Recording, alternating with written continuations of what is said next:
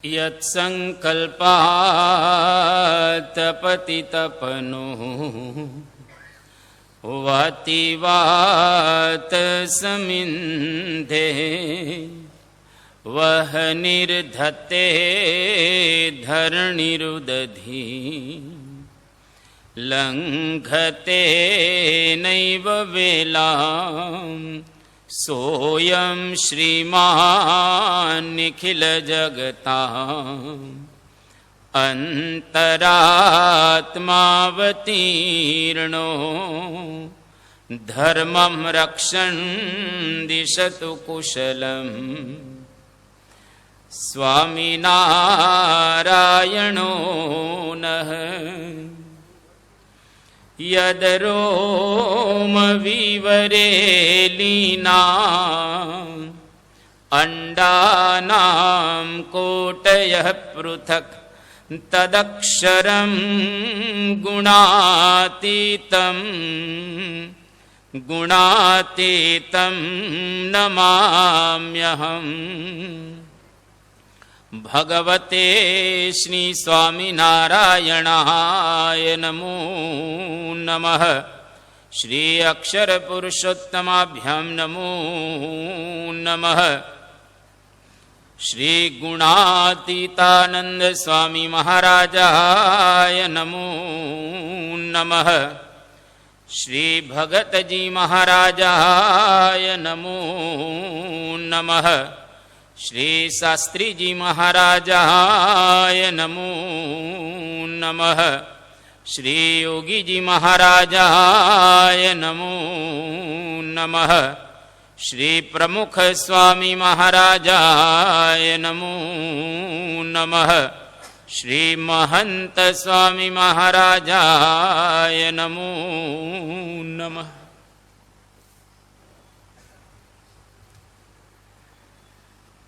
પરમ પૂજ્ય મહંત સ્વામી મહારાજ આપણને જુદી જુદી રીતે લાભ આપી રહેલા છે.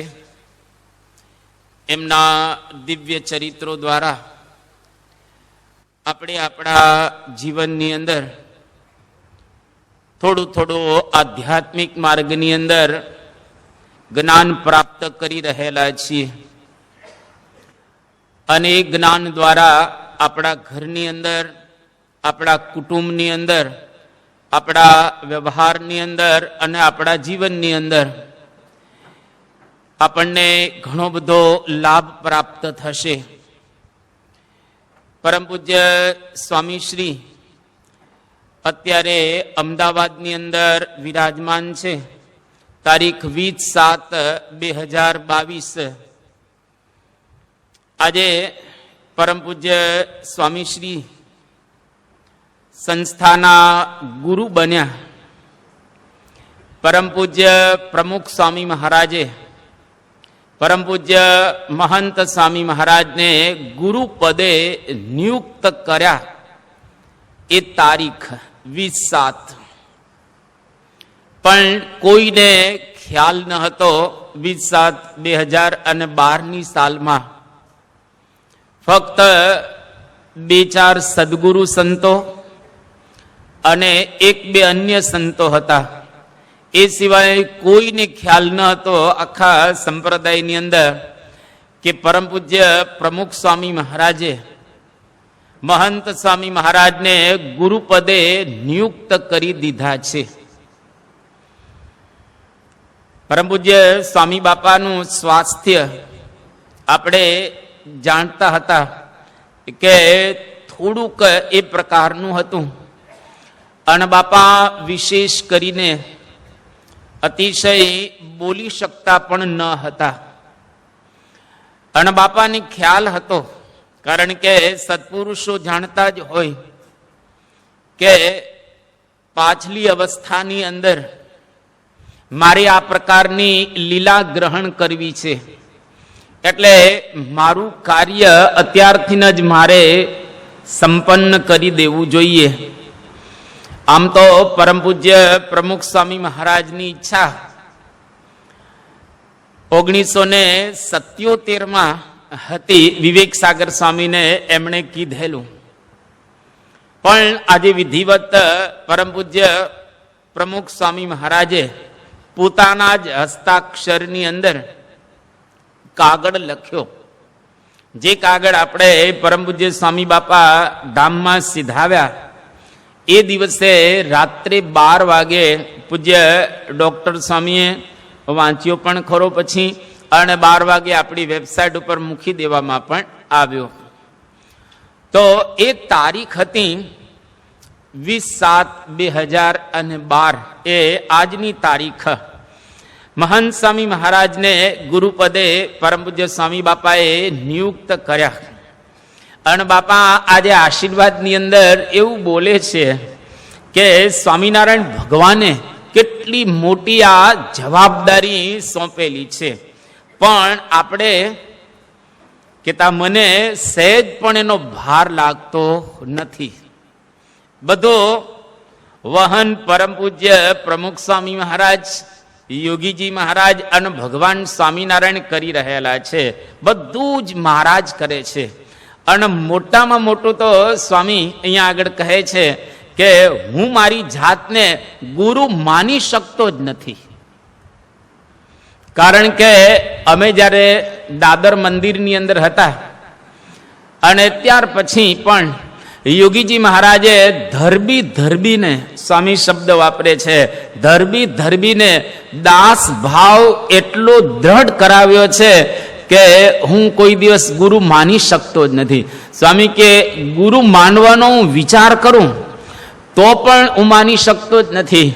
એટલે દાસ ભાવ જ હંમેશને માટે એ રહે છે. આવી સ્વામીશ્રીએ વાત કરી.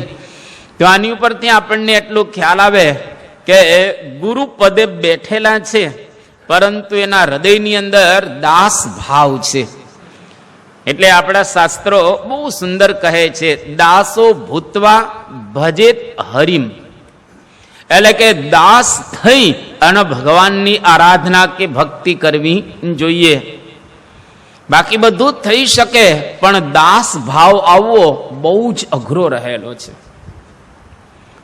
પછી સ્વામીશ્રી અહીંયા આગળ બહુ જ એક સુંદર આપણા માટે દ્રઢાવે છે, વાત કરે છે કે દાસ ભાવ ત્યારે આવે જ્યારે ભગવાનનો આપણને પૂર્ણ આશ્રય થાય. જ્યાં સુધી એનો દ્રઢ આશ્રય ન થાય, આપણે દ્રઢ એનો આશરો ન કરીએ, ત્યાં સુધી દાસ ભાવ દ્રઢ થતો નથી, કેળવાતો નથી. એટલે ભગવાનનો દ્રઢ આશરો કરવો.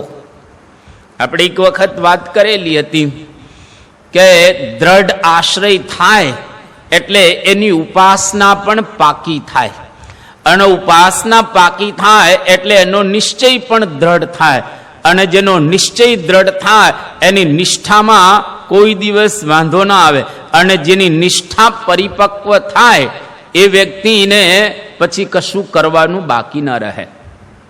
એટલે 4 સ્ટેપ આપણા સંપ્રદાયની અંદર બતાવવામાં આવ્યા છે. સૌથી પહેલા આ આશ્રય, એની અંદર જો થોડી ઘણી પોલ હોય તો સમજો કે આપણી નિષ્ઠાની અંદર પોલ રહેશે, પાકી નહીં થાય. એટલા માટે બરાબર રીતે ભગવાનનો આશ્રય કરવો, એમાં જરાય ગડબડ ન કરવાની. એક વખત કંઠી બાંધી આપણે સ્વામિનારાયણ ભગવાનના આશ્રિત થયા છીએ. આપણા ભગવાન ઈષ્ટદેવ સ્વામિનારાયણ છે, અને આપણા ગુરુ અત્યારે મહંત સ્વામી મહારાજ છે. બસ 2 વસ્તુ જ રહે. તમામ દેવતાઓને નમસ્કાર કરીએ, તમામ ઈશ્વરોને પગે લાગીએ, તમામને આદર આપીએ, પરંતુ હૈયાની અંદર તો એક ભગવાન સ્વામિનારાયણ અને ગુરુદેવ મહંત સ્વામી મહારાજ. લોકની અંદર જે પ્રમાણે મળે એ પ્રમાણે આપણે વર્તીએ, બધું જ બરાબર છે, પણ આશ્રય દ્રઢ જોઈએ. એમાં બિલકુલ પોલ ન ચાલે. જો આશ્રય દ્રઢ હોય તો દાસ ભાવ છે એ દ્રઢ થાય. આખા ભાગવત ગ્રંથનો સાર જ આ છે. આખી ગીતાનો પણ સાર આ છે. બેની વાત કરું શ્લોક દ્વારા.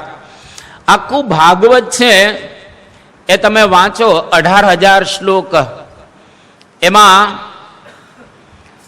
બીજો સ્કંદ છે, બીજા સ્કંદની અંદર વાત કરવામાં આવી કે ભગવાનનો આશ્રય દ્રઢ કરવો. અત્ર સર્ગો વિસર્ગશ્ચ સ્થાનમ પોષણ મૂતયઃ મન્વંતરેશાનુ કથા નિરોધો મુક્તિરાશ્રય. આ ભાગવતના 10 વિષય કહો કે પછી આ 10 પ્રકાર કહો, એની અંદર એ જ બતાવવામાં આવ્યું છે કે ભગવાનનો આશ્રય દ્રઢ કરવો જોઈએ. અત્ર સર્ગ વિસર્ગની બધી વાતો કરી છે એક સ્કંદની અંદર. અને 9મો સ્કંદ જ્યારે ભાગવતનો પૂર્ણ થયો એ વખતે શુકદેવજી રાજા પરીક્ષિતજીને કહે છે, દશમસ્ય વિશુદ્ધિયર્થમ નવાનામ ઇહ વર્ણનમ. એટલે કે 10મ સ્કંદની અંદર ભગવાન કૃષ્ણચંદ્રના ચરિત્રો છે, એની વિશુદ્ધિ માટે એ ચરિત્રો આપણે બરાબર સમજી શકીએ, ભગવાનનો બરાબર આશરો કરી શકીએ, એટલા માટે આગળના 9 સ્કંદ સુધીની કથા કરવામાં આવી. એનો મતલબ એવો થયો કે આખો ભાગવતનો સાર આશ્રય, ભગવાનનો દ્રઢ આશ્રય કરવો તો મોક્ષ થાય, એવી 12મા સ્કંદમાં વાત કરેલી છે. ગીતાની અંદર પણ આ જ વાતને દ્રઢાવવામાં આવી. શું કહ્યું?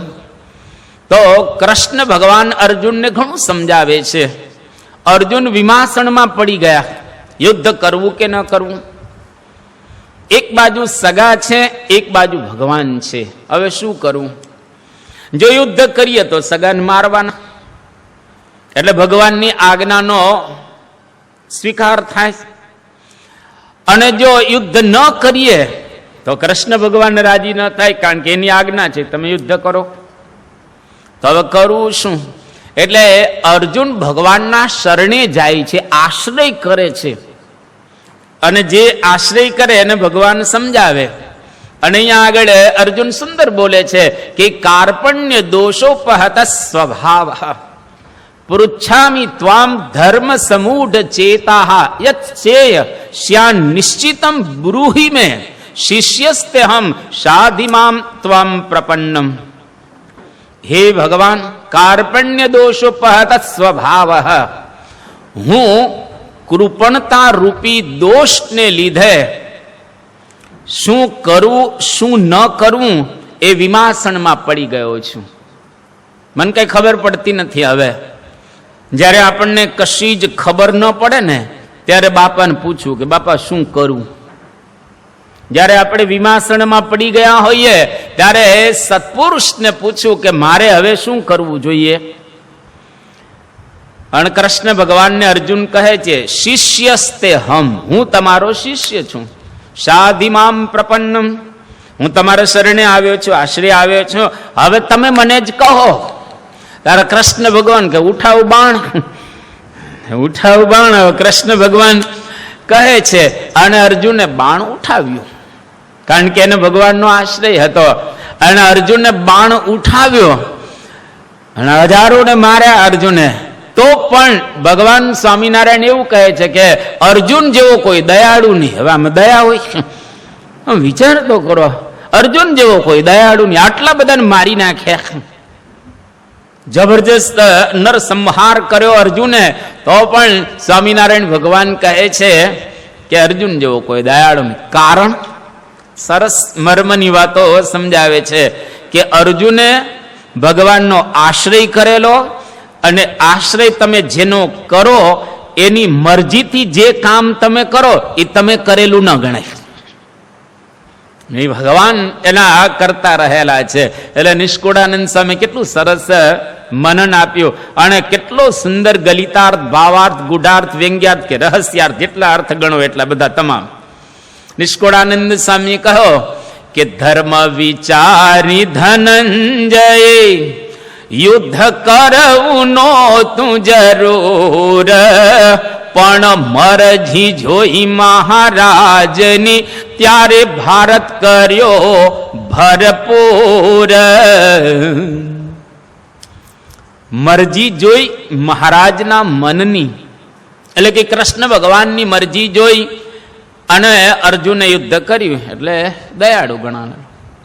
એટલે ભગવાનનો આશરો કરેલો હોય તો એના દ્વારા આપણને કોઈ પણ પ્રકારનું કર્મ એ લાગતું હોતું નથી, કારણ કે એમની મરજી, ઈચ્છા અને આશ્રય દ્વારા આપણે કરેલું છે. તો અહીંયા આગળ પરમ પૂજ્ય મહંત સ્વામી મહારાજ આપણને સમજાવી રહ્યા છે કે ભગવાનનો આશ્રય દ્રઢ રાખવો તો આપણો દાસ ભાવ પણ દ્રઢ થશે અને માયા સંપૂર્ણ નાશ પામશે. દૈવી હેષા ગુણમયી મમ માયા દુરત્યા. આ ભગવાનની માયા એને તરી શકાય એવી નથી. મામે પ્રપદ્યંતે માયામ એતામ તરંતી તે. માયાને તરી જશે લો, જો આપણે એનો આશરો કરીશું તો બરાબર રીતે. એટલે અહીંયા આગળ બહુ સરસ વાત કરવામાં આવી. આ ગીતા, ભાગવત અને હવે મહાભારતનો સાર પણ તમને કહી. મહાભારત આખું બહુ મોટું છે, 1,00,000 શ્લોકોનું, પણ એનો સાર આટલો જ રહેલો છે મહાભારતનો. સુંદર શ્લોક પણ એનો બતાવવામાં આવ્યો કે ભીષ્મ દ્રોણ તટા જયદ્રથ ગાંધારની લોપલા શલ્ય ગ્રાહવતી કૃપેણ વહની કર્ણેન વેલા કૃતા અશ્વત્થામ વિકર્ણ ઘોર મકરા દુર્યોધના વર્તની સોતીર્ણા ખલુ પાંડવે રણ નદી કૈવર્તક કેશવ. કૈવર્તક કેશવ એટલે કે ભગવાનને લઈ અને પાંડવો આવી નદીને તરી ગયા. જે કોઈ દિવસ નદી તરી ન શકાય એવી પાંડવો નદીને તરી ગયા. આ નદી કેવી હતી એનું વર્ણન અહીંયા આગળ કરે છે. ભીષ્મ દ્રોણ તટા. ભીષ્મ ને દ્રોણ રૂપી આ કિનારા વાળી. હવે જ્યાં આગળ ભીષ્મ ને દ્રોણ જેવા કિનારા હોય, જયદ્રથ રૂપી જલા, જેમાં જયદ્રથ રૂપી જળ હોય, બહુ પાવરફુલ જયદ્રથ હતો. અને ગાંધાર નીલોપલા. ગાંધાર એટલે શકુની, મહાભયંકર. તમે તો સિરિયલ જોઈને બેઠા છો ને 2 વખત, બરાબર? અમે તો કઈ જોયું નથી સિરિયલ. શકુનીનું પાત્ર તમે તો જોયેલું છે. ગાંધાર નીલોપલા. ઉપલા એટલે પથ્થર. હવે જેમાં ગાંધાર રૂપી કાળા પથ્થરો હોય એ નદીને પાર કરવી કેટલી અઘરી. શૈલ્ય ગ્રાહવતી. શૈલ્ય એટલે જે કૌરવના પક્ષમાં હતો, અને ગ્રાહ એટલે મગરમચ્છ. શૈલ્ય જેવા મગરમચ્છ જે નદીની અંદર હોય. અને કૃપેણ વહની. કૃપાચાર્ય જેવા પ્રવાહ એની અંદર હોય નદીની અંદર. અને કર્ણેન વેલા કૃતા. કર્ણ જેવા એ અતિશય ભયંકર જેને કહેવાય પ્રવાહ હોય અને એ કિનારા હોય એને તરવી નદીને બહુ જ અઘરી પડે. અને અશ્વત્થામ વિકર્ણ ઘોર મકરા. અશ્વત્થામા અને વિકર્ણ જેવા જેની અંદર મગરો ભરેલા હોય ભયંકર એવી આ રણ નદી છે. અને દુર્યોધનાવર્તિની. દુર્યોધન રૂપી ભમરી વાળી. ભમરી દરેકને બુડાડી દે, દરેકને ડૂબાડી દે. અતિશય ભમરીઓ ગમે તેવો તરવૈયો હોય એને પણ ભમરી ડૂબાડી દે. પણ છતાંય પાંડવો આ નદીને તરી ગયા. સો તીર્ણા ખલુ પાંડવે રણ નદી. આવી રણ નદીને પાંડવો તરી ગયા, કારણ કે એના કૈવર્તક કેશવ. એ ભગવાન કૃષ્ણ એ એના આશ્રયને લઈ અને પાંડવો બધા રણ નદીને તરી ગયા. એટલા માટે ભગવાનનો જો બરાબર દ્રઢ આશ્રય હોય, પેલો આશ્રય નક્કી કરવાનો. આપણા ઘરની અંદર જો નિષ્ઠાવાળું ઘર હોય, તમામ સત્સંગી જ હોય, બીજા કોઈ ન હોય, તો આપણા ઘરની અંદર ઘર મંદિર સાફ સુથરું રાખવું સરસ, ઉપાસના પણ બરાબર રહે એ રીતે આપણે પૂજા પાઠની અંદર બધું વ્યવસ્થિત કરીએ. ઘણાના ઘર મંદિરો એટલા સુંદર હોય, અમે ઘણાના ઘર મંદિરોના ફોટાઈ પાડ્યા છે કે આમ આદર્શ ઘર મંદિર. મહારાજ સ્વામી હોય, ગુણાતીતાન સ્વામી, ભગતજી મહારાજ, સાસરીમાં યોગી બાપા, પ્રમુખ સ્વામી મહારાજ, મહંત સ્વામી મહારાજ, એકદમ ઘર મંદિર આ પ્રકારનું હોય, સાફ સુથરું ઘર મંદિર હોય. સમજી લેવું કે આ ઘર નિષ્ઠાવાળું ઘર રહેલું છે. એટલે ઘર મંદિરને બરાબર રાખીએ, આપણી પૂજા પણ બરાબર રીતે વ્યવસ્થિત કરીએ તો આપણી નિષ્ઠા બરાબર પાકી થશે. આશ્રય પાકો બરાબર કરો. એક હી સાધે સબ સધે, સબ સાધે સબ જાય, જો ગ્રહી સેવે મૂલ को फूले फले अंकाय. एक साधे सब सधे. જો એક બરાબર રીતે આપણે આશ્રય કરીએ તો બધું જ તેની અંદર આવી જાય. અને પેલું બટન ખોટું દો ને આખા લાઈન ખોટી થઈ જાય. કોટનું પહેલું બટન જો આમ ગડબડ થાય તો પછી આખી લાઈન એવી જ થઈ જાય ને. એટલે એ આશ્રય, ઉપાસના, નિશ્ચય અને નિષ્ઠા. આશ્રયમાં જરાય પોલ ન રાખવી તો નિષ્ઠામાં પોલ નહીં રહે. એટલે અહીંયા આગળ બહુ એક સુંદર શ્લોક આપવામાં આવ્યો.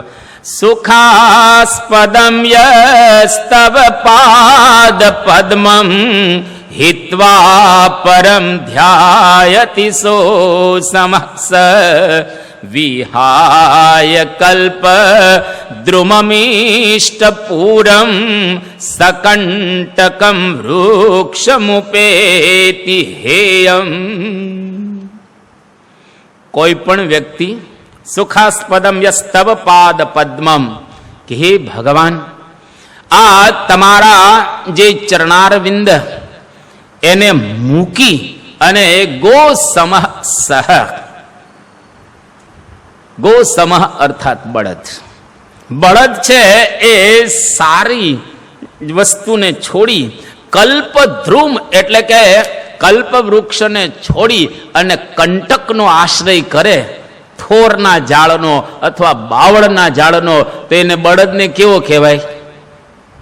પશુને કઈ આપણે મૂર્ખ ન કહી શકીએ, પણ ટૂંકમાં એ બળદ જેવો રહેલો છે કે કલ્પ વૃક્ષનો ત્યાગ કરી અને બાવળના છાંયે એ બેઠેલો છે. એટલા માટે બરાબર રીતે આપણે ભગવાનનો આશ્રય કરવો.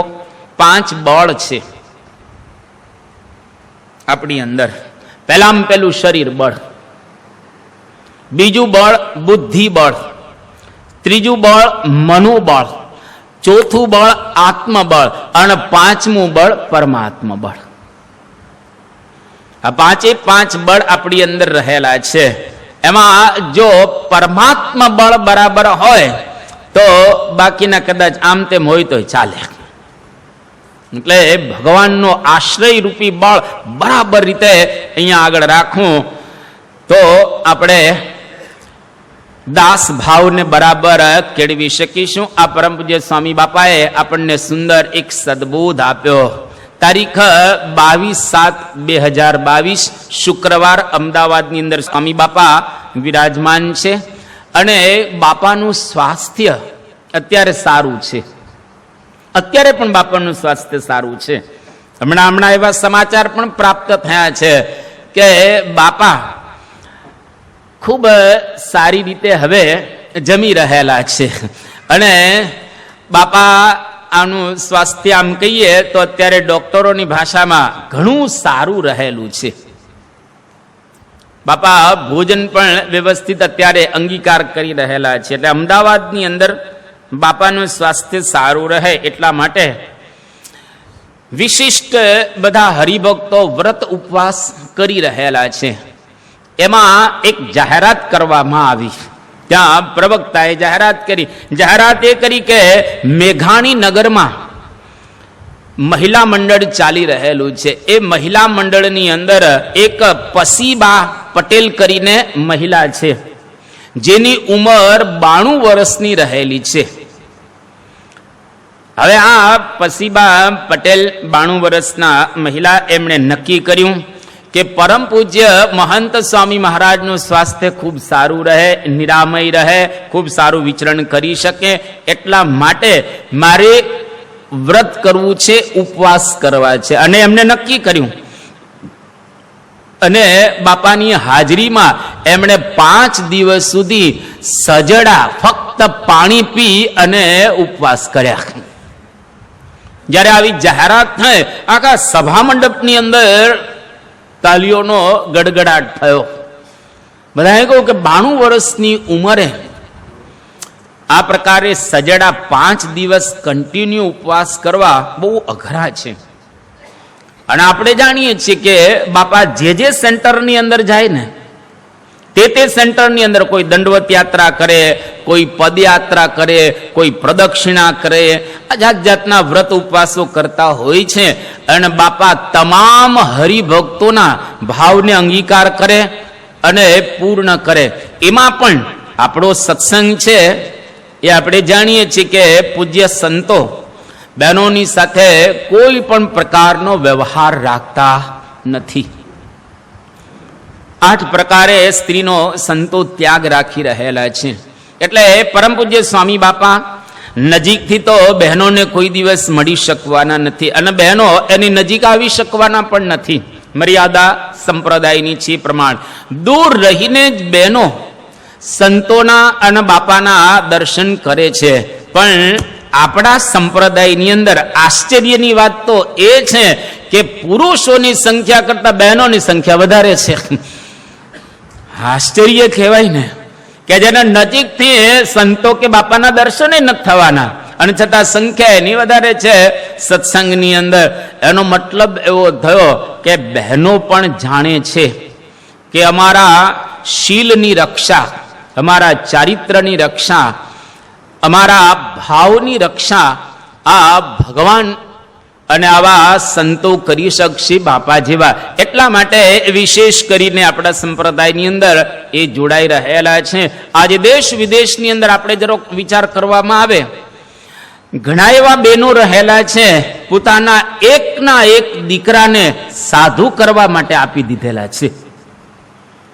અને એવા પણ પ્રસંગો બનેલા છે કે એમના પતિદેવ ધામમાં ગયા હોય અને પોતે એકલા જ હોય, દીકરીઓ વડાવી દીધેલી હોય સાસરે, પતિદેવ ધામમાં જતા રહેલા છે. હવે ઘરમાં કોઈ સેવા કરનાર નથી. એવા બહેનોએ પણ, એવા મહિલાઓએ પણ પોતાના દીકરા સાધુ થવા માટે આપેલા છે. આ એક બહુ જ આશ્ચર્યની વાત કહેવાય. એવા ઘણા મહિલાઓ પણ છે.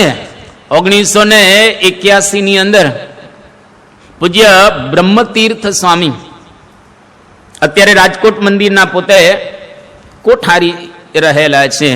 એમના માતુશ્રીએ પરમ પૂજ્ય પ્રમુખ સ્વામી મહારાજને કાગળ લખ્યો અને બહુ સરસ કાગળ એને લખેલો હતો. એની અંદર એવું લખેલું છે એના દીકરાને ઉદ્દેશ કે બેટા હવે તું મારો મટી અને પ્રમુખ સ્વામી મહારાજનો થજે. એમના પિતાશ્રી નથી પણ છતાંય માતા પ્રમુખ સ્વામી મહારાજને આ પોતાના વાલસોયા એકના એક દીકરાને આપી રહેલા છે. આજે આપણી સંસ્થાની અંદર એકના એક દીકરા હોય અને સાધુ થયા હોય અને મા બાપે આપી દીધા એવા એક નહીં 200 થી વધારે રહેલા છે.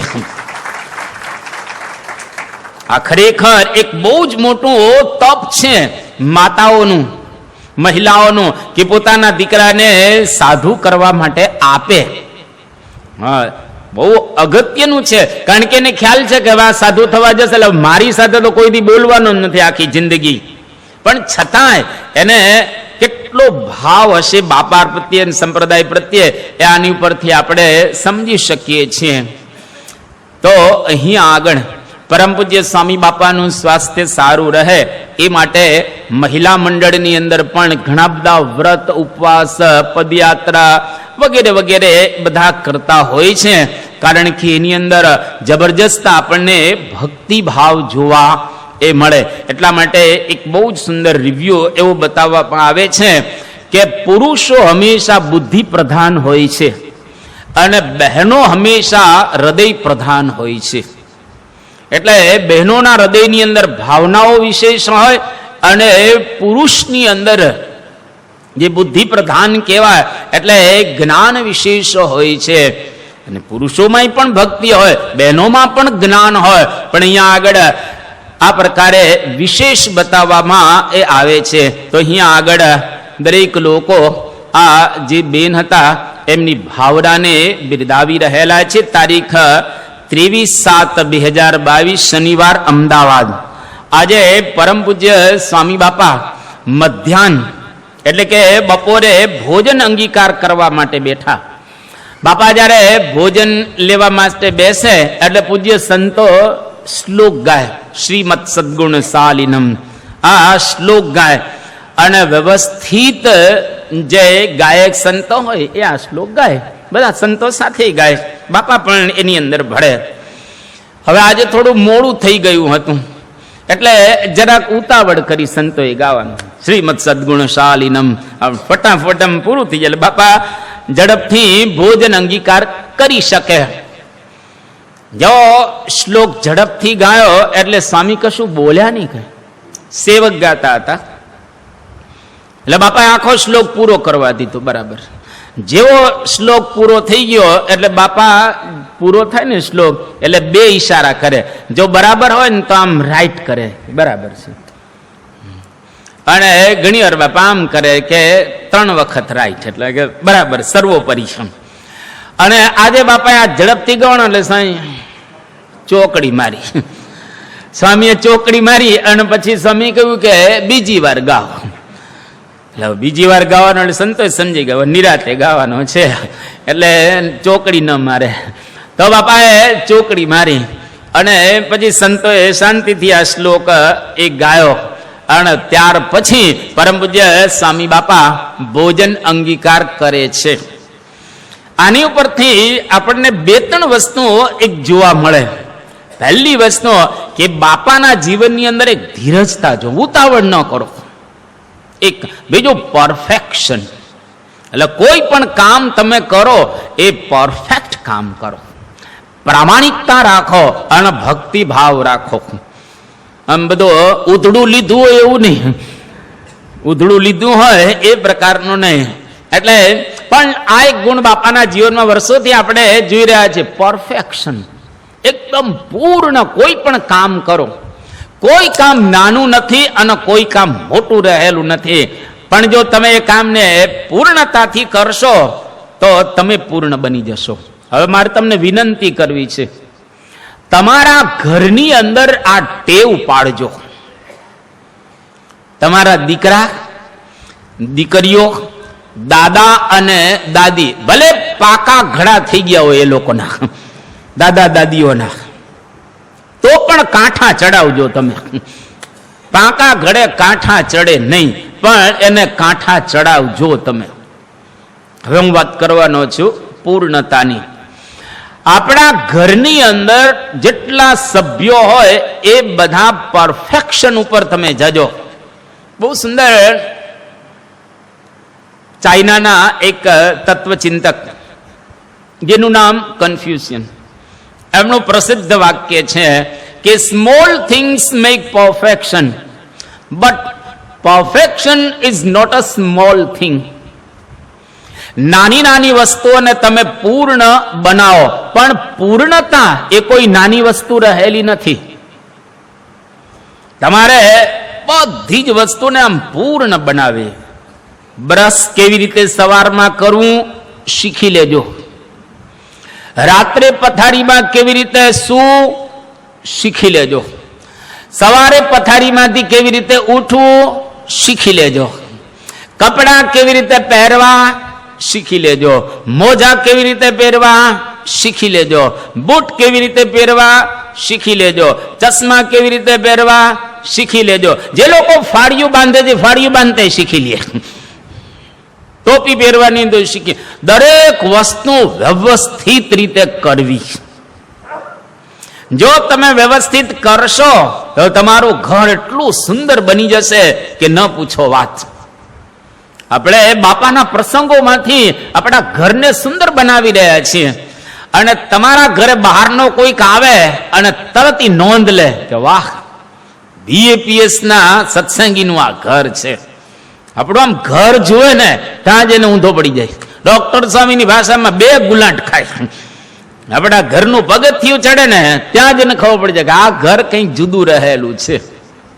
આ ઘર ન રહે, ધામ તુલ્ય બની જાય. એટલે પરફેક્શન. અને જુઓ આપણી ગુરુ પરંપરા આખી. બ્રહ્મ સ્વરૂપ શાસ્ત્રીજી મહારાજ પેલા ગાડા હતા ગામડાઓમાં.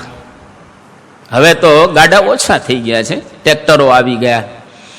ગાડાનું વ્હીલ છે એને ઊંઘણ કરવાનું હોય. પેલા જે પાટા વીટે એની ઉપર પછી ઊંઘણ કરે એટલે વ્હીલ બરાબર સરસ રીતે ચાલે. શાસ્ત્રીજી મહારાજ પણ ગાડાને ઊંઘણ કરતા. અને જ્યારે શાસ્ત્રીજી મહારાજ આ તેલથી કે ઓઇલથી ઊંઘણ કરે, એક ટીપું નીચે ન પડવા દે.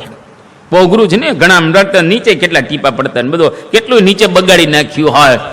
પણ શાસ્ત્રીજી મહારાજ જ્યારે ગાડાને ઊંઘણ કરતા, એક ટીપું શાસ્ત્રીજી મહારાજ નીચે નતા પડવા દેતા. કેટલું પરફેક્ટ કામ શાસ્ત્રીજી મહારાજ કરતા હશે. યોગી બાપા તમે જો, એક વખત યોગી બાપા આમ પધરામણી જતા હતા અને હરિભક્તો બધા થાળીઓ ઉટકતા હતા. અને યોગીજી મહારાજ કે એક થાળી આપો. થાળી એમ જોયું તો થાળી ચીકણી હતી, એમ ધોયા પછી ચીકણી હતી. એટલે યોગી બાપા કે થાળી ચીકણી છે, ઠાકોરજી આવી થાળીમાં જમે નહીં, ઠાકોરજીને જમવાનો આનંદ ના આવે. તો હરિભક્તો કે બાપા ઠાકોરજીની થાળી નથી, આ તો હરિભક્તોની છે, આ ઠાકોરજીની નથી. તો યોગીજી મહારાજ કે ગુરુ, હરિભક્તોમાં રહીને ઠાકોરજી જમે છે, એટલે આ થાળીને ચીકણી ન રખાય. અને યોગીજી મહારાજે થાળીને વ્યવસ્થિત રીતે ધોરાવી. એક વખત ગોંડલની અંદર બટેકા ધોતા હતા, બટાટા ધોતા હતા, અને નળમાં પેલું ગરણું બાંધેલું ન હતું. તો યોગીજી મહારાજ કે આ પાણી બટેટા ન ધોવાય. કે સારું બાપા. અને પછી યોગીજી મહારાજે બધા બટેકાને ઉટકાવ્યા. બટેકા ઉટકાવ્યા યોગીજી મહારાજ. તમે જો કેટલું પરફેક્શન જોવા તમને મળે યોગીજી મહારાજને જીવન. એક વખત ખટારો આવ્યો હતો લાકડાનો, લાકડા ફટાફટ બધા ઉતારી દીધા. યોગીજી મહારાજ કહ્યું કે લાકડાના ખટારામાં કેટલા મણ લાકડા હતા એ કોઈએ જોખ્યા છે? એ કે ના ના બાપા, એમાં કોઈ લાકડા ઓછા બોછા આપે નહીં આપણને. બધું બરાબર છે. યોગીજી મહારાજ કે ગુરુ, લાકડા આપણે લીધેલા છે એ બરાબર તમે તપાસો, બરાબર જોખો. ઘણા આપણને ઓછા આપતા હોય છે, ચીટિંગ કરતા હોય છે, બધું કામ પરફેક્ટ કરવું, કેટલા આવ્યા કેટલા ગયા વગેરે બરાબર નોંધ રાખવી. અને ખરેખર જ્યારે તપાસવામાં આવી ત્યારે ખ્યાલ આવ્યો 105 મણ લાકડા ઓછા હતા ખટારામાં. યોગી મારે કે જોયું ને, આ ઠાકોરજીના 105 મણના ખોટા પૈસા જાય. એટલે આપણે બરાબર પરફેક્ટ કામ કરવું. પ્રમુખ સ્વામી મહારાજને તો આપણે નજીકથી જોયા છે, એટલા પરફેક્ટ સ્વામી હતા, વાત પૂછો માતા. એક વખત બાપા પરદેશની અંદર હતા અને બાપાને એક પોસ્ટકાર્ડ મળ્યું.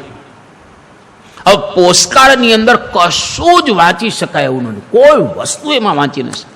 પરમ પૂજ્ય સ્વામી બાપાએ વાંચવાનો પ્રયત્ન કર્યો, એક અક્ષરે કાંઈ નહીં. શું કહેવા માંગે છે એ તો ઠીક છે, પણ એ અક્ષર જ પ્રકારના કે ઉકલે જ નહીં કાંઈ. ધર્મચરણ સ્વામી એને આપ્યું, એને કઈ ઉકલે નહીં. આજુબાજુ બીજા સંતો હતા, એને આપ્યું, કઈ ઉકલે નહીં. આખા પોસ્ટકાર્ડની અંદર એક જ વસ્તુ વંચાતી હતી કે એમાં જે સિક્કો મારેલો હતો ને, પોસ્ટકાર્ડ ઉપર સિક્કો મારે ને, એ ક્યાંથી વાગ્યો છે ને એટલું જ વંચાતું હતું, બીજું કાંઈ નહીં. તો સ્વામી બાપા બીજા હોય જવા દો ને, નાખી દો, પતી ગયું, એમાં પૂરું થઈ ગયું. પ્રમુખ સ્વામી મહારાજ કેવા પરફેક્ટ પુરુષ કે આ પોસ્ટકાર્ડ હિંમતનગરનું છે. એટલે હિંમતનગર કોણ વિચરણ કરે છે? તો કે શ્રીરંગ સ્વામી કરે છે. આ પોસ્ટકાર્ડ ત્યાં મોકલો કે આ પોસ્ટકાર્ડમાં શું વિગત છે, કારણ કે એને લખેલું છે આપણને, એટલે એને કઈ કામ તો હશે ને તો જ આપણને લખે ને. અને હિંમતનગર પોસ્ટકાર્ડ મોકલવામાં આવ્યું. અને પછી ખબર પડી કે આ પોસ્ટકાર્ડ હિંગટિયા ગામમાંથી એક રેશમા પારધી એને આ પોસ્ટકાર્ડ લખેલું છે.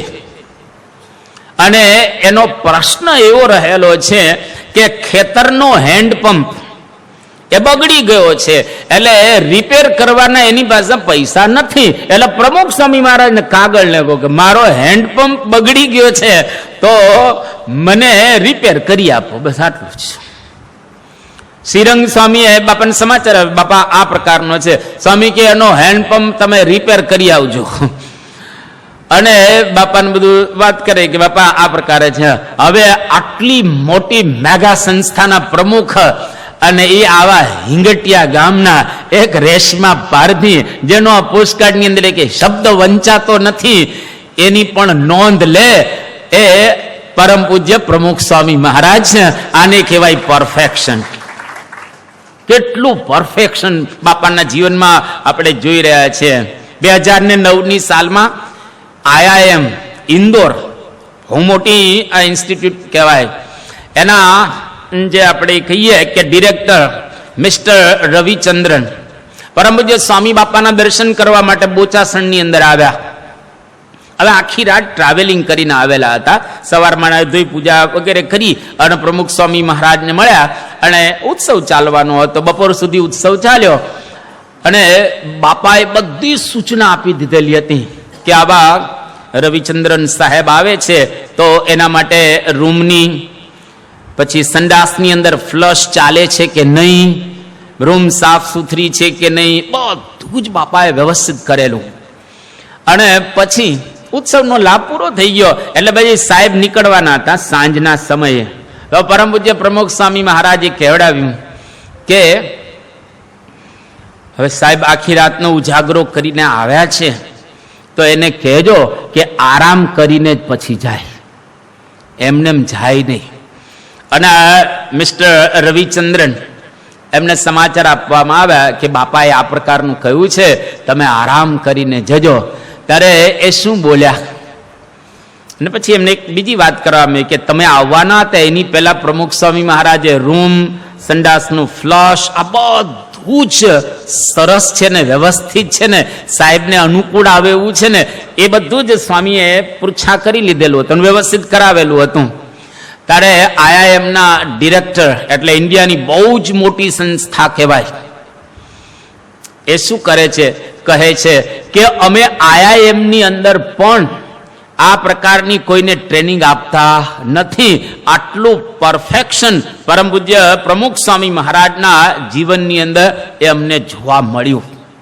તો આપણે આપણા ઘરની અંદર પૂર્ણતા લાવીએ, એકદમ વ્યવસ્થિત. તમારા ઘણાના છોકરા હોય છે ને, અમે આ ઘરે જેલ, અમને ખ્યાલ તો આવે ને, તમને તમારા એક ઘરનો ખ્યાલ હોય, અમને 5000ની 16000 ઘરનો ખ્યાલ હોય, એટલે કે કયા ઘરમાં કેવું વાતાવરણ છે.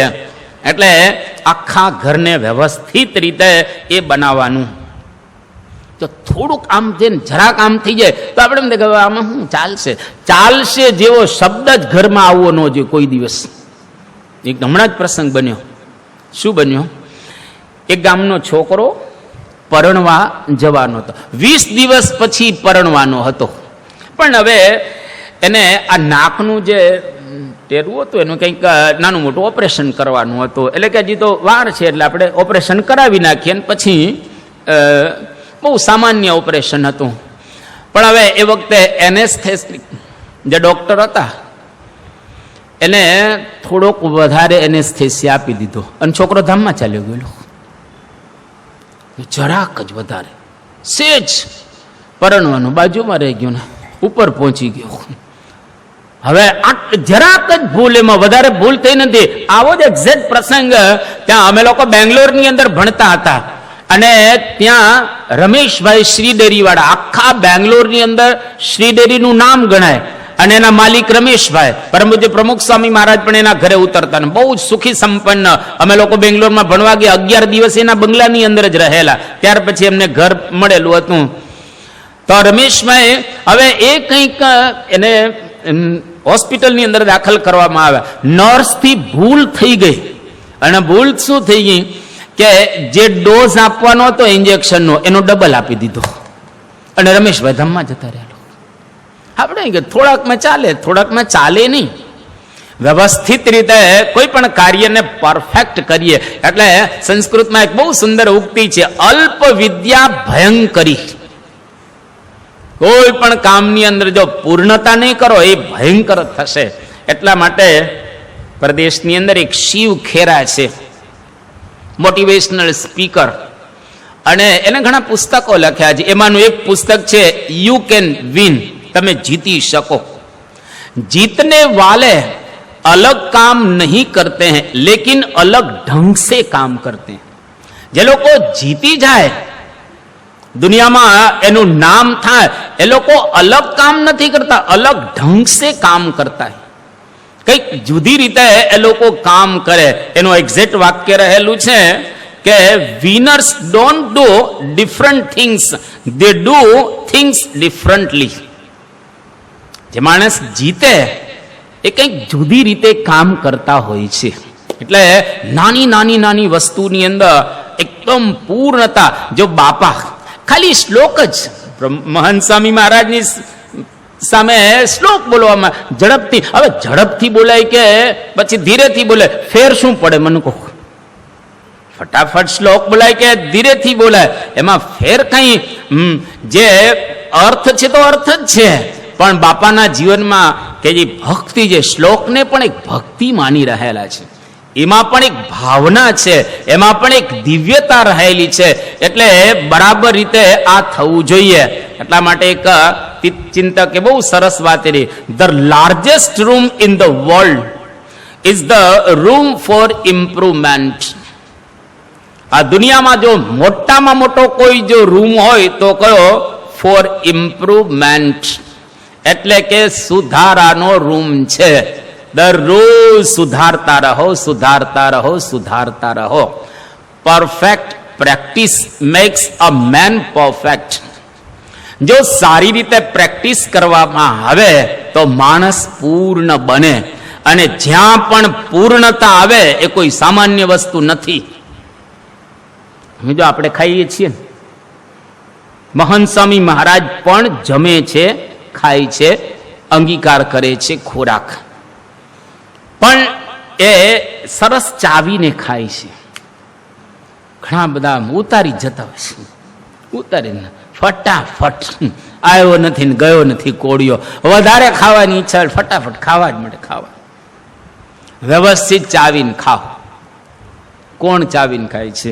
આપણે કઈ પૂછતા નથી, અત્યારે ઊંચો હાથ નથી કરાવતા, પણ આપણે જાણીએ છીએ કે જેટલા આપણે ખોરાકને ચાવીને ખાઈએ, આમ તો એવું કે 32 વખત એક કોળિયો ચવાવો જોઈએ. એનું કારણ ખબર નથી, પણ એવું આપણે કહી શકીએ 32 દાંત છે એટલે 32 વખત ચાવો.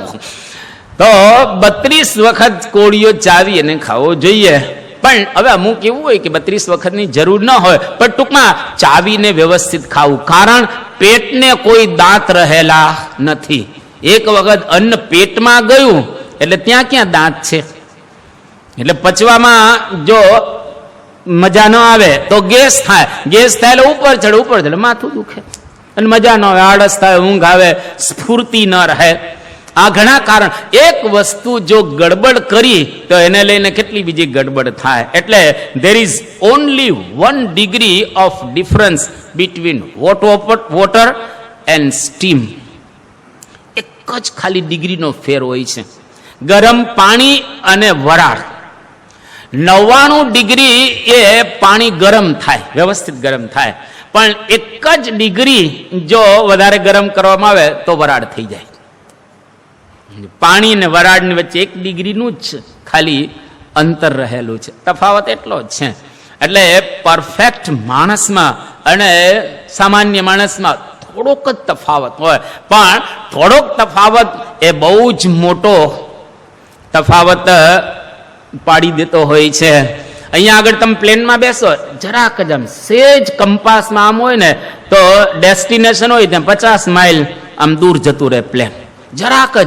જરાકમાં શું ફેર પડે? પેલી શીપ હોય એનો જે નાવિક હોય, અમે થોડા વર્ષો પહેલા કચ્છની અંદર પારણ કરવા ગયા, ત્યાં મુન્દ્રા પોર્ટ છે, અને ત્યાં બધા વહાણ આવે. એક મોટું જાપાનનું વહાણ અમે જોવા માટે ગયા હતા, અને એટલું મોટું, એમાં 3000 ગાડી સમાઈ જાય.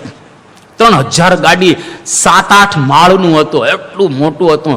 છેક અમે ટોપ ઉપર ગયા, ખાલી બેસવાનું કેટલું ખબર નાવિકને, આપણે આટલું સરસ વહાણ, આટલું મોટું અને આટલી જ નાની સીટ, હું આમ ગણીને કહું ને તો આટલી જ નાની હતી. એની પર પેલો નાવિક બેઠો હોય, સામે કંપાસ હોય. અમે પૂછા પણ કરી, કીધું આટલું સરસ ને ફર્સ્ટ ક્લાસ ખુરશી રાખવી છે ને, મસ્ત બેસે સરસ. એ કે અહીંયા આગળ ખુરશી સારી ન રખાય, કારણ કે હુઈ જાય તો મુશ્કેલી ને.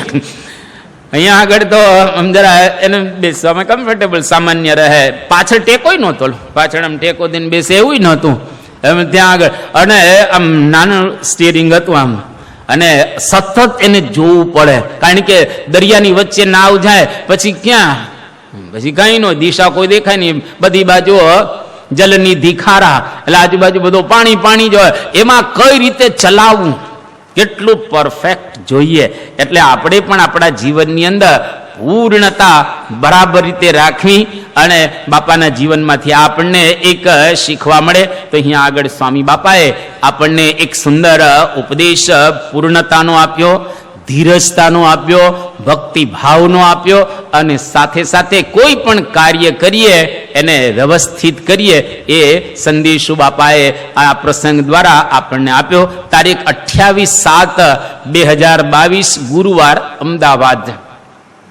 આજે એક સરસ પ્રસંગ, એક રાજકોટના 80 વર્ષના વૃદ્ધ પ્રવીણભાઈ કોટક, એમના મુખે પરમ પૂજ્ય પ્રમુખ મહંત સ્વામી મહારાજનો સાંભળ્યો. આજે ત્યાં આગળ પોતે પધારેલા હતા અમદાવાદની અંદર. એમને વાત કરી કે 1954માં મારી ઉંમર 11 વર્ષની હતી. એ વખતે હું યુવકની અંદર હતો, અને યોગીજી મહારાજની સાથે અમે આમ ફરતા હતા. અને યોગીજી મહારાજની સાથે એ વખતે આ વિનુભાઈ પણ હતા, એટલે મહંત સ્વામી મહારાજ. એ વખતે વિનુભાઈ યુવકની અંદર હતા, અને મારી ઉંમર 11 વર્ષની હતી.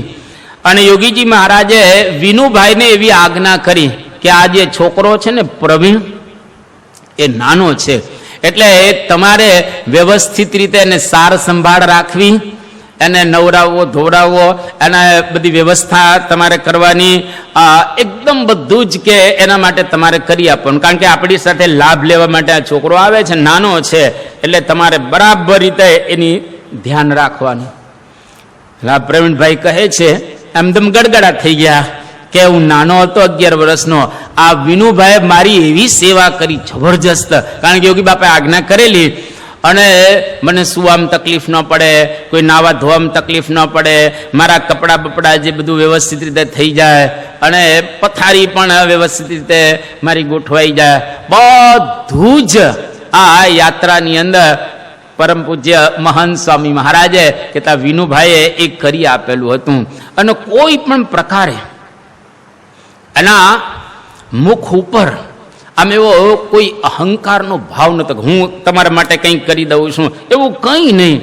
અને મારા એઠા વાસણો પણ એને ધોયેલા છે, અને મને મારા જે કપડાં હતા એ કપડાં પણ એને ધોયેલા છે, અને મારી પથારી પણ એમને બરાબર રીતે પાથરી દીધેલી છે. અને મારો બહુ જ એને ખ્યાલ રાખ્યો. આજે મને સમજાય છે કે આ પુરુષ અત્યારે મહાન બન્યા નથી, વિનુભાઈ હતા ત્યારથી મહાન છે. આ તો યોગીજી મહારાજના વખતથી જ આ મહાન રહેલા છે, એનો મને આજે અનુભવ થાય. તો આપણને ખ્યાલ આવે કે પરમ પૂજ્ય મહંત સ્વામી મહારાજ એ પહેલેથી જ એવા સેવાભાવી અને આજ્ઞાંકિત રહેલા છે. બહુ અહોભાવથી એ પોતે કહેતા હતા કે યોગીજી મહારાજના વચને મારી એને અદ્ભુત સેવા કરી. બાપાના જીવનમાંથી આપણે પણ એટલું અંગીકાર કરવું કે જ્યારે જ્યારે સત્પુરુષ આપણને આજ્ઞા કરે એની અનુવૃત્તિ મરજી સમજી અને આપણે પણ સેવામાં જોડાવું. અહીંયા આગળ થોડા દિવસ પહેલા જાહેરાત કરવામાં આવી હતી કે જે લોકોને અનુકૂળ હોય એ લોકો ત્યાં રાજસ્થાનની અંદર સેવા માટે જાય. અને ખરેખર આનંદની વાત છે, જેવી જાહેરાત થઈ, જેટલા જોતા હતા એના કરતાં વધારે આપણામાં આ ક્ષેત્રમાંથી એ બધા ત્યાં આગળ જોડાયા, અને ઘણા બધાએ ત્યાં આગળ નામ નોંધાવ્યા અને જવા તૈયાર થઈ ગયા. તો આપણને એનો ખ્યાલ આવે કે સેવાની અંદર આ બધા હરિભક્તોને કેવો એક જબરજસ્ત ઉમંગ રહેલો છે. તો આવો આપણે એક ઉમંગ સેવા ભાવનાનો એ રાખો. આજે મંગળવાર છે, આજે મંગળવાર રહેલો છે. અહીંયા આગળ દર મંગળવારે વડીલોની સભા થાય છે, સાંજે 5 થી 7 દરમિયાન. અને એની અંદર બધા વડીલો જ આવે છે. આપણે કહીએ ને કે લગભગ 55-60ની ઉપરના બધા વડીલો એ ભેગા થાય છે અક્ષરવાણી દર 15 દિવસે. અને રાજુભાઈ એના સંચાલક રહેલા છે. અને આનંદની વાત તો એ કહેવાય કે આ સભા બહુ સરસ થાય છે. લગભગ એ વડીલ સભાની અંદર 400ની આજુબાજુ હાજરી હોય છે. બહેનો પણ અને ભાઈઓ, 400 વડીલો દર 15 દિવસે ભેગા થાય એટલે ખરેખર એક આશ્ચર્ય કહેવાય. તો અત્યારે તો આપણી આ પારાયણ ચાલે છે, એની અંદર આપણે વડીલ સભાને ગણી લઈએ છીએ. પણ જો વડીલો બધા ભેગા થાય અને આપણે એક વખત વડીલનું સંમેલન અહીંયા આગળ કરેલું અને એની અંદર 1000 ભેગા થયા હતા વડીલ સંમેલનની અંદર. એટલે આપણા આ જ વિસ્તારના, બીજા કોઈ વિસ્તાર નતા. હવે આપણે જેટલા વડીલો રહેલા છીએ અને ઘરમાં આપણે કોઈ કામ કે નોકરી કે ધંધા ન કરતા હોય તો હવે મંદિરની અંદર સેવા કરવી. આપણા મંદિરો રહેલા છે, મંદિરમાં થોડો સમય આપણે સેવા કરવી. અને કંઈક આપણાથી થઈ શકે તો બાપા રાજી થશે. જેમ ગુણાતીતાનંદ સ્વામીએ 5મા પ્રકરણની 350મી વાતમાં એક બહુ સરસ વાત કરી કે અંતમાં કે સંતમાં જોડાણો હોય એનું લક્ષણ શું છે કે અનુવૃત્તિમાં રાજી રહે અને એ કહે એટલું કામ કરે, કેતા સેવા કરે. આ સંતમાં જોડાણો એનું લક્ષણ રહેલું છે. એટલે સત્પુરુષની મરજી પ્રમાણે આપણે રહીએ એનો મતલબ કે આપણે કંઈક એની મરજીમાં રહી અને સેવા કરીએ. અને જેટલી સેવા કરીશું એની નોંધ લેવાશે. ભલે આલોકના ચોપડામાં કદાચ નોંધ ન લેવાય, પરંતુ મહારાજના ચોપડામાં જરૂર નોંધ લેવાશે. મહારાજ જરૂર એની નોંધ લેશે, બાપા એની ચોક્કસ નોંધ લેશે.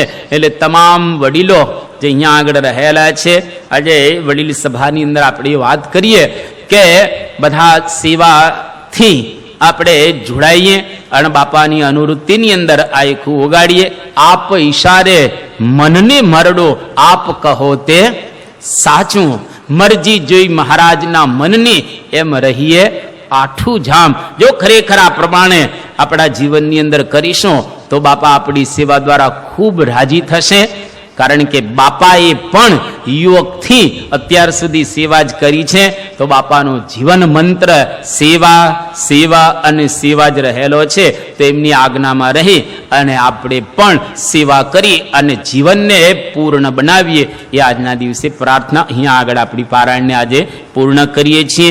2 મિનિટ ધૂન બોલાશે, ત્યાર પછી આપણે જાહેરાત સાંભળી અને વિદાય લેશું. સ્વામી નારાયણ નારાયણ નારાયણ, સ્વામી નારાયણ નારાયણ નારાયણ, સ્વામી નારાયણ નારાયણ નારાયણ, સ્વામી નારાયણ નારાયણ નારાયણ, સ્વામી નારાયણ સ્વામી નારાયણ, સ્વામી નારાયણ સ્વામી નારાયણ, સ્વામી નારાયણ નારાયણ નારાયણ, સ્વામી નારાયણ નારાયણ નારાયણ, સ્વામી નારાયણ નારાયણ નારાયણ, સ્વામી નારાયણ નારાયણ નારાયણ. શ્રી સ્વામિનારાયણ ભગવાનની જય.